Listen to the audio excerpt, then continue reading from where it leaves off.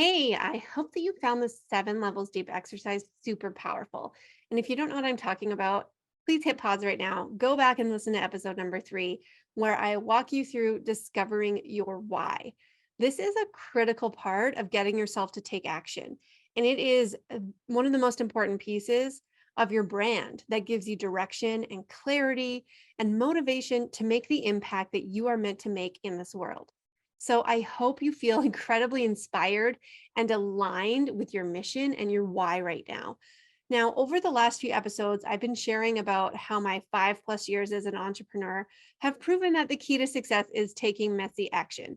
And this is part of a broader framework that I have all around momentum, because we know we have to continue doing the thing for however long it's going to take to get to wherever we want to go, or however long we want to continue being in this entrepreneurial journey. It could be forever, right? So, how do you maintain that momentum along the way?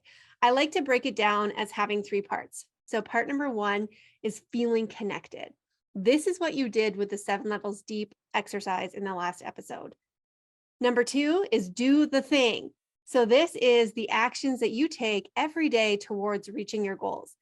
Get results. That's number 3. This is the outcome of taking action, right? So when you do something, something is going to happen.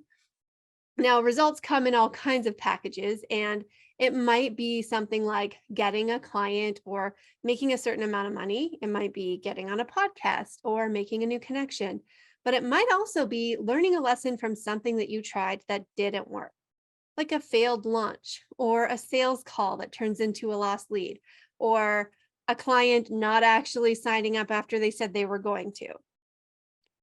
While I can't guarantee what your results will be, I can guarantee that when you take an action, you will get results. And when you keep taking action, you're eventually going to get to that ultimate result that you want, which is being able to run a business that you love, that makes an impact and makes you money, while also raising a family and spending quality time with your kids, being an intentional parent, and maybe even going on the dream vacations, all of the things. I know that this is possible because this is my reality now.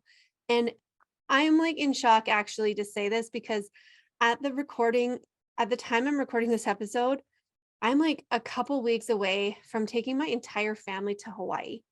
We're taking the kids, we're taking our parents, my in laws, siblings, everyone is going. There's like 11 of us. It's crazy. And I have also this year been able to take my kids out of childcare and only work while they're in school, basically so I can drive them around to their gymnastics and dance and hockey practices. And in the course of my business, I have also hired a team, won awards for my work, and scaled my business to over 6 figures. But you might not believe that this is possible for you yet. And you might be feeling fired up a little bit about taking action now, but you know that you tend to lose that momentum and consistency pretty quickly. And that might be true, especially if you're the only one holding yourself accountable, right? If you're doing it all on your own and if you don't have a community around you.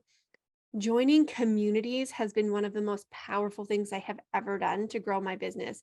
And you need a community of women who are dealing with the same things as you, that know the struggles of trying to get your kids ready for school, then scrambling to create some social media content before it's time to pick them up again.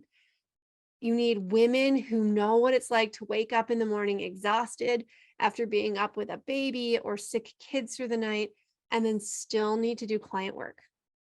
You need moms who value eating pizza with their family on the couch while watching a movie every Friday after a week full of Zoom calls and networking events and a million emails that they have to respond to. And women who have similar values of building an empire and also making time to go camping with their families. Now, I always knew that I wanted to go back to work. Even after enjoying wonderful long maternity leaves here in Canada, I never felt the desire to be a stay-at-home mom. I knew that I needed to use my brain and the skills that I have in a way that made me feel like I was doing something for myself so that I could fulfill me in a different way. And I do remember going back to work after having my first daughter and feeling so different. All of a sudden, this job had to mean more. It had to do more for me because I was now sacrificing all of this time with my baby in order to be there. So my priorities had changed. And they were tested when my mom had that seizure, and I had to choose whether to leave my job and be with her or stay working towards the career goals that I had. And I honestly don't know how long it would have taken for me to realize how out of alignment I actually was being in that job if I didn't have this massive turning point, if I didn't have this sign from the universe. I don't know how long I would have continued to drag my kids out of bed at 6 a.m. and basically run on coffee all day just to collect a paycheck. But that doesn't have to be you. You get to choose what matters most in your life and how you want to spend your time. And in fact, you've already done the hardest part. Deciding to start your own business has to be one of the bravest things that you can do. And whether you've already left your job or told them you're not coming back or have been just feeling this pull on your heart to want to start doing your own thing, I want you to know that you can do hard things. You've already done so many hard things in your life that you probably don't even give yourself credit for. Maybe it's that dropping your kids off at daycare crying, quitting your job, getting laid off, losing a loved one, moving to a new city, or just that you physically carried a baby in your body for 9 freaking months. Okay, that's hard. I would be lying if I told you that being an entrepreneur is not hard. It's quite the opposite.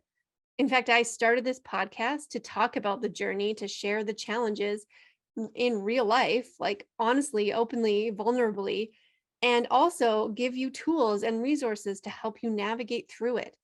And that's also why I started the Entrepreneur School community. And that's a place where you can come together with other women who have big dreams for what they want to do in their business, but they also want to sign up early so they can go play with their kids. It's where we provide accountability, support, encouragement, and connections. We have weekly group calls where we identify the next messy action that you need to take and then give you time to do it during our call. We also have exclusive events and training to help you learn marketing strategies, mindset tips, time management, and all of the pieces of growing a business while raising a family. And this is your official invitation to join us. Visit us at entrepreneurschool.ca and click on community to get started today. Thanks for being here. I can't wait to chat again with you soon.